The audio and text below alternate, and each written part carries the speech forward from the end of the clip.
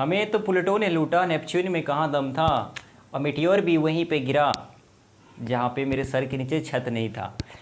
Hello दोस्तों, स्वागत है आप सभी का एक और नए वीडियो में। और आज का जो क्लास है इसमें हम आपके साथ पढ़ेंगे और सीखेंगे। आप भी बढ़िए आगे, हम भी बढ़ेंगे और हम लोग सीखेंगे क्या? विश्व, द यूनिवर्स, ब्रह्मांड, द यूनिवर्स टॉपिक को आज हम लोग स्टडी करने वाले हैं। कॉपी कलम लेके बैठिए, अगर लगता है कोई एक ऐसी बातें इंपॉर्टेंट है तो नोट डाउन कर लीजिए। इंपॉर्टेंट क्वेश्चन बनेगा, ठीक है ना। क्लास थोड़ा सा इंपॉर्टेंट फैक्चुअल है, तो उससे पहले कुछ बातों को समझिए कि यूनिवर्स क्या होता क्या है। यूनिवर्स, ब्रह्मांड जिसको बोलते हैं, विश्व कहते हैं। पृथ्वी के चारों ओर फैली अनंत अंतरिक्ष को ब्रह्मांड कहा जाता है, ठीक है। पृथ्वी के चारों ओर फैली अनंत जो अंतरिक्ष है, स्पेस है, इसको यूनिवर्स बोला जाता है। क्लियर? Very good. उसी यूनिवर्स का एक छोटा सा पार्टिकल है अर्थ, एक छोटा सा पिंड उसमें जो एग्जिस्ट करता है उसका नाम है पृथ्वी, और जिसके ऊपर हम सब रहते हैं। समझ में आया दोस्तों? ग्रह, उपग्रह मतलब प्लैनेट, सैटेलाइट, स्टार्स, सन, एस्ट्रॉयड, मिटियोर, कॉमेट, ये सब से मिलके हमारा सोलार सिस्टम बनता है, सौर मंडल बनता है। और उसी सौर मंडल के बारे में अध्ययन आज हम लोग इस क्लास में करेंगे। तो दोस्तों, आप लोगों को एक बहुत बेसिक बात पता होगा कि सूर्य जो है केंद्र में होता है और ग्रह उसके चारों ओर चक्कर काटते हैं, है ना। गर्ल्स हॉस्टल बीच पे होता है और बॉयज़ उसके अगल बगल चक्कर काटते हैं। तो उसी प्रकार जो सन है हमारा, वो क्या है? हीलियोसेंट्रिक बोलते हैं ना। आपने 11th-12th में पढ़ा होगा Kepler's law of planetary motion, but here हम लोगों को वो सब पढ़ने की ज़रूरत नहीं है, because our perspective is different, ठीक है। चलिए, तो आप सब जानते हैं सूर्य के चारों ओर सारे ग्रह चक्कर काटते हैं। तो पहले हम लोग लिख लेते हैं सबसे पहले सूर्य। ये हमारा सूर्य है दोस्तों। तो सूर्य के चारों ओर, सूर्य के, ये हमारा सन है मान लीजिए, तो चारों ओर जो प्लैनेट्स जो चक्कर काट रहे हैं अपने अपने ऑर्बिट में, अपने अपने कक्षा में, तो ऐसा भी तो होगा कि सूरज से सटा हुआ ग्रह कौन है, फिर उसके बाद कौन है, मतलब सीक्वेंस तो कुछ होगा। तो उसी सीक्वेंस को हम आपके साथ डिस्कस कर रहे हैं दोस्तों। सबसे पहले आप याद कैसे रखिएगा, देखिए ऐसे लिखिएगा, माई वेरी एजुकेटेड मदर। ज़रा इसको मिटा लेते हैं, ठीक है ना, इसको मिटा लेते हैं। My very educated mother just served us noodles. अगर किसी भाई को तकलीफ हो रहा है तो उसके लिए हम ये लिख दिए, my very educated mother just served us noodles. पहला लेटर लेना है सारा वर्ड का, माई का, एम, वेरी का भी, सारा पहला लेटर ले लेना है सारा वर्ड का। ये अब हम सीक्वेंस लिख रहे हैं। तो पहला जो माई है वो है मकड़ी, मतलब कि मरकरी। दूसरा क्या है? वेरी, तो ये हो जाएगा वीनस।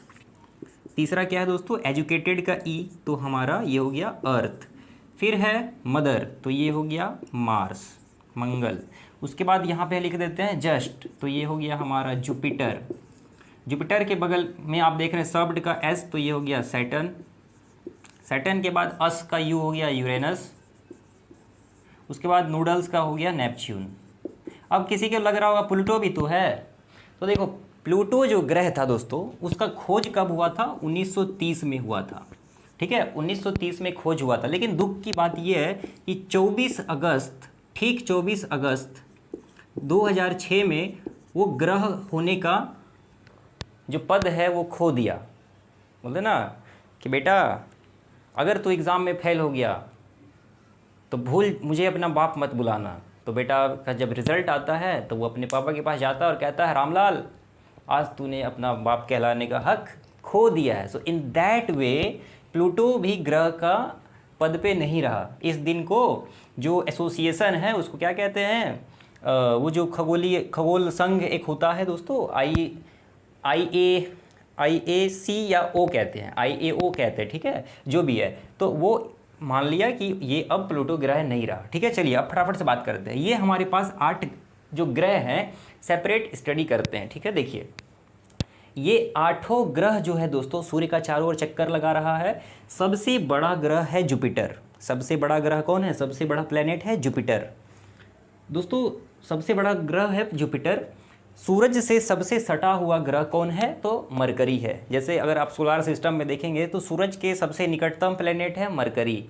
ठीक है, सूरज का सबसे निकटतम ग्रह कौन है? मरकरी।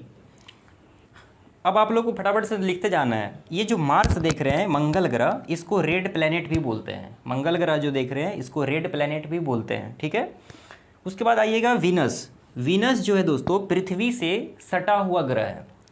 पृथ्वी से सटा हुआ ग्रह कौन है? पृथ्वी के सबसे नज़दीक में कौन ग्रह है? दोस्तों मैं थोड़ा सा इसको ऐसे घुमा देता हूँ, ठीक है ना, ताकि किसी को दिक्कत ना हो। Very good. दोस्तों पृथ्वी के सबसे निकटतम ग्रह जो है वीनस होता है, जिसका नाम है शुक्र। ठीक है ना, समझ में आ गया। उसके बाद दोस्तों ये जो शनि देख रहे हैं सैटर्न, इसका अपना रिंग होता है। इसका क्या होता है? अपना वलय होता है, इसका रिंग होता है। Okay, very good. दोस्तों क्या आपको पता है कि दो वर्ड पहले आपको हम समझाना चाहेंगे। एक वर्ड तो है रोटेशन। एक वर्ड क्या है दोस्तों? रोटेशन है। और एक वर्ड है रिवॉल्यूशन। अलग अलग वर्ड है, रोटेशन और रिवॉल्यूशन अलग अलग है। घूर्णन और परिक्रमा दो अलग अलग बात है। दोस्तों अगर हम खड़ा हैं और अगर ऐसे एक चक्कर ऐसे आपसे घूम जाए तो ये मेरा एक रिवॉल्यूशन है। ठीक है, तो दोस्तों जो पृथ्वी का इमेजिनरी लाइन है जिसको हम लोग एक्सिस बोलते हैं, पृथ्वी अपने एक्सिस पे 24 घंटे में क्या करती है? रिवॉल्व कर लेती है। पृथ्वी अपने, मान लीजिए ये पृथ्वी का एक्सिस है और ये पृथ्वी है, तो पृथ्वी अपने एक्सिस पे 24 घंटा में क्या करती है? रिवॉल्व कर लेती है 24 घंटा में, जिसके वजह से दिन और रात होता है। सवाल पूछेगा कि डे और नाइट किस वजह से होता है? रोटेशन के वजह से, रिवॉल्यूशन की वजह से? तो रोटेशन की वजह से नहीं बोलिएगा, रिवॉल्यूशन की वजह से डे नाइट होता है, जो पृथ्वी 24 घंटा में पूरा कर लेती है अपना एक घूर्णन। ठीक है दोस्तों, चांद के साथ ऐसा नहीं है, मून के साथ ऐसा बिल्कुल भी नहीं होता है। ठीक है ना, ध्यान रखिएगा। चांद 28 दिन में अपना जो अक्ष है या जिसको हम लोग एक्सिस बोलते हैं, 28 दिन में वो इस तरह से रिवॉल्व करता है, रिवॉल्यूशन करता है। दोस्तों अब हम लोग समझ लेते हैं रोटेशन क्या होता है। तो मेरे प्यारे दोस्तों, रोटेशन का मतलब हुआ सूर्य के चारों ओर ग्रह कितने दिन में चक्कर काटते हैं, कितने दिन में सूर्य का चारों ओर ग्रह काटता है चक्कर, कितना दिन लेता है। तो वो जो पीरियड है, इंटरवल, टाइम इंटरवल है, उसको बोलते हैं एक रोटेशन।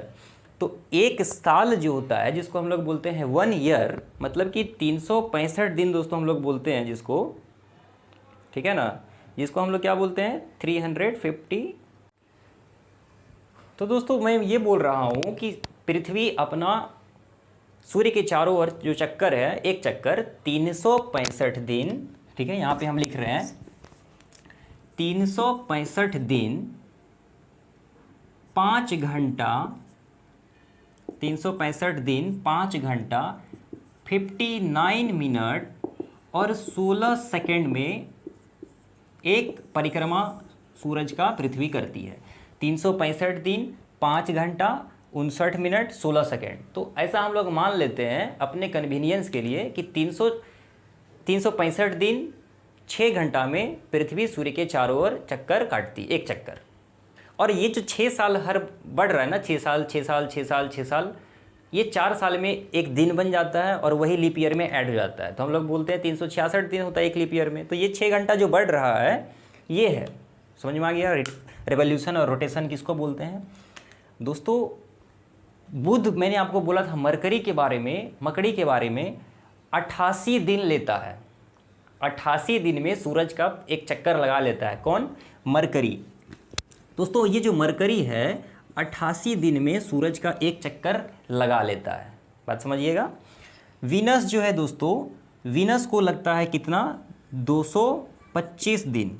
वीनस को कितना लगता है? 225 दिन। माने जो शुक्र ग्रह है 225 दिन में सूरज का एक चक्कर काट लेता है।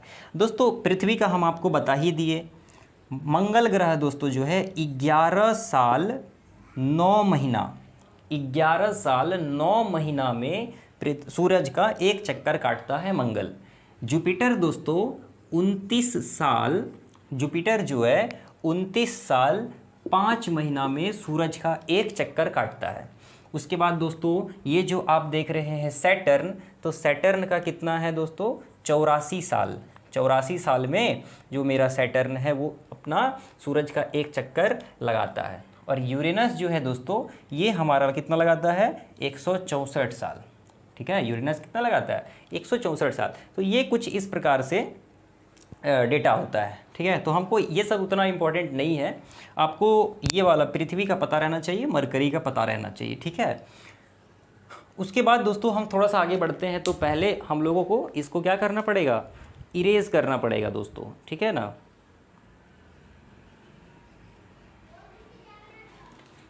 दोस्तों अब थोड़ा हम लोग इसको इरेज कर लेते हैं।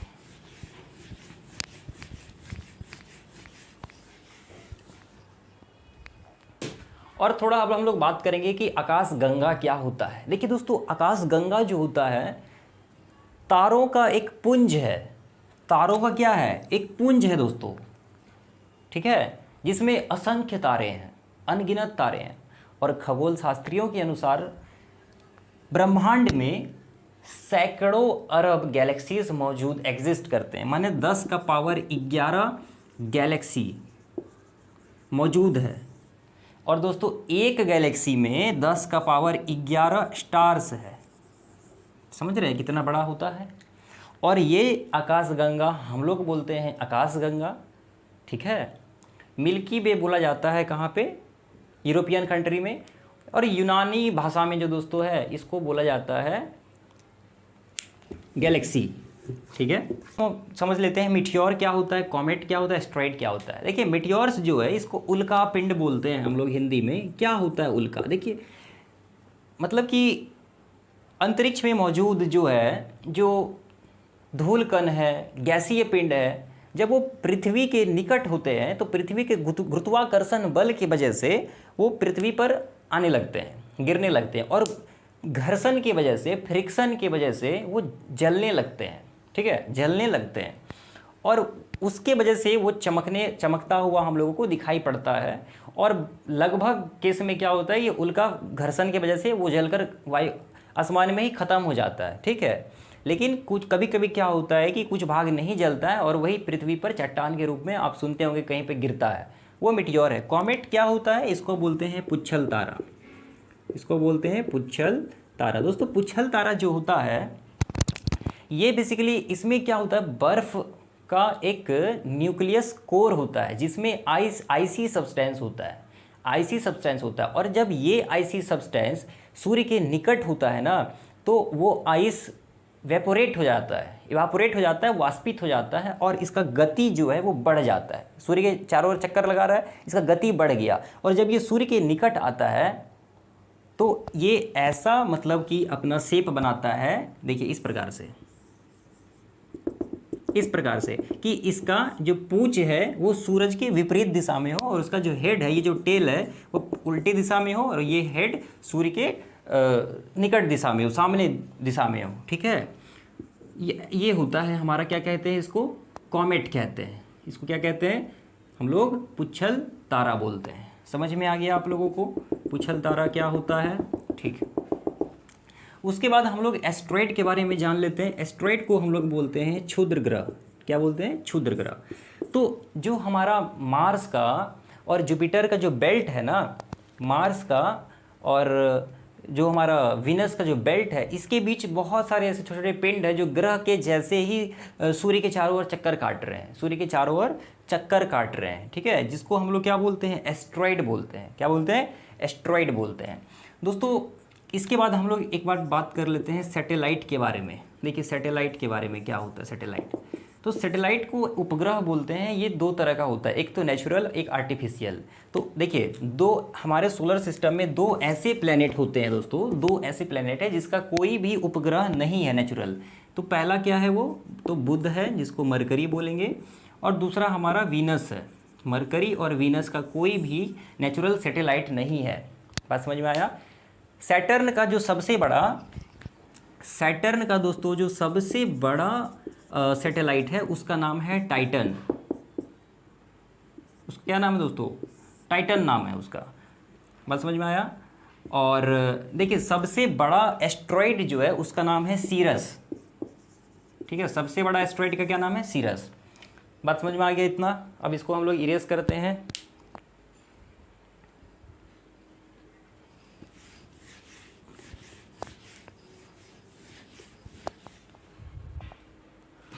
ठीक है, देखिए अब हम थोड़ा सा डिस्कस करेंगे कि हमारे नेकेड आई से, हमारी नंगी आंखों से कितने ग्रह को देखा जा सकता है।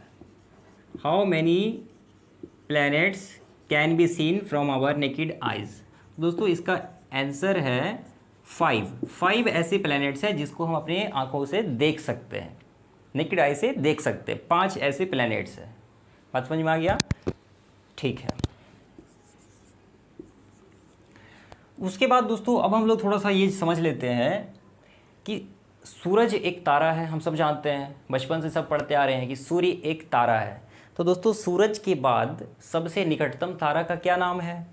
तो सूरज के बाद जो सबसे निकटतम तारा है, यहाँ पे हम लिखते हैं निकटतम तारा, उसका नाम है अल्फा। उसका नाम क्या है दोस्तों? Alpha Centauri. ठीक है, या इंग्लिश में ही लिख देते हैं, उसका नाम है अल्फा सेंटोरी। ठीक है, अल्फा सेंटोरी उसका नाम है। फिर सूरज के बाद सबसे निकटतम तारा। दोस्तों एक सवाल ऐसा भी आ सकता है कि सबसे चमकीला तारा क्या है? Brightest star. Brightest star. तो सबसे चमकीला तारा का नाम है दोस्तों साइरस। ठीक है, साइरस, या इसी को डॉग स्टार भी बोलते हैं। इसी को हम लोग डॉग स्टार भी बोलते हैं, ध्यान रखिएगा। पूछेगा कि सबसे चमकीला ग्रह कौन सा है, सबसे चमकीला प्लैनेट, ब्राइटेस्ट प्लैनेट। तो प्लैनेट के टाइम पे आप लोग बोलिएगा वीनस। प्लैनेट के टाइम पे बोलिएगा वीनस। पृथ्वी की बहन किसको बोलते हैं? तो वीनस। पृथ्वी से सबसे सटा हुआ कौन है? तो वीनस। बस समझ में आया? चांद पे सबसे पहले इंसान ने कब कदम रखा? 1969। महात्मा गांधी के जन्म से ठीक 100 साल बाद 1869 में पोरबंदर में महात्मा गांधी का जन्म हुआ था। 1969 में सबसे पहले चांद पे जाया गया था। ठीक है ना, ये वैल्यू डेटा भी आप याद रखिए। उसके बाद भारत जो है चांद पे पहुंचने वाला चौथा देश बन गया है। ठीक है, चांद पे पहुंच बनाने वाला भारत जो है कितना स्थान पे है? चौथा देश बन गया है। बात समझ में आया? उसके बाद और क्या क्वेश्चन बन सकता है इस सबसे? सबसे निकटतम ब्राइटेस्ट स्टार, ब्राइटेस्ट प्लैनेट बता दिया गया है आप लोगों को। यहाँ पे देखिएगा जो जुपिटर है हमारा प्लैनेट, जुपिटर का जो सबसे बड़ा क्या कहते हैं उसको, सैटेलाइट है, जो उपग्रह है, उसका नाम है गैनीमेड। शनि का जो सबसे बड़ा, सैटर्न का 21 सबसे ज़्यादा सैटेलाइट किसका है? तो बोलिएगा सैटर्न का है। और सबसे बड़ा कौन है? तो टाइटन। ठीक है, जुपिटर का भी लगभग 15 है, जिसमें सबसे बड़ा का नाम है गैनीमेड बोलते हैं उसको। ठीक है, तो इस प्रकार से। और सन का जो टेम्परेचर है सतह पे वो कितना है? 6000 डिग्री सेल्सियस। ठीक है, अब आइए थोड़ा सा बात करते हैं आपसे। सूरज जो है भारत में सबसे पहले कौन से राज्य में उगता है? तो आप बोलिएगा अरुणाचल प्रदेश। सबसे लेट कहाँ होता होगा? गुजरात में। दोस्तों एक बात याद रखिएगा, जो तारा होता है ना,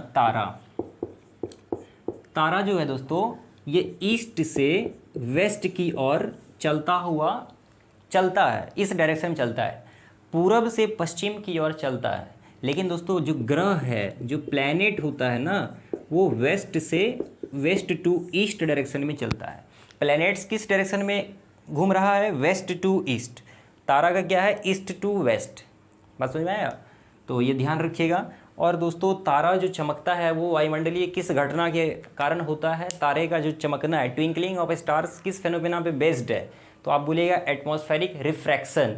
एटमॉस्फेरिक रिफ्रैक्शन पे बेस्ड है तारों का चमकना। ठीक है, तो दोस्तों आज इतना ही रखते हैं। मेरे को जो लगा यूनिवर्स से रिलेटेड कुछ बातें आप लोगों को बताना चाहिए, हो सकता है इंपॉर्टेंट एग्जाम में कुछ 1-2 क्वेश्चन आ जाए MCQ के तौर पे, तो मैंने आप लोगों को बताया है। हो सकता है कुछ बातें रह गई हो तो हम देखेंगे नेक्स्ट वीडियो में, उसको कवर कर देंगे। तो चलिए मिलते हैं नेक्स्ट वीडियो के साथ। Till then take care and good bye. Thanks for watching this video.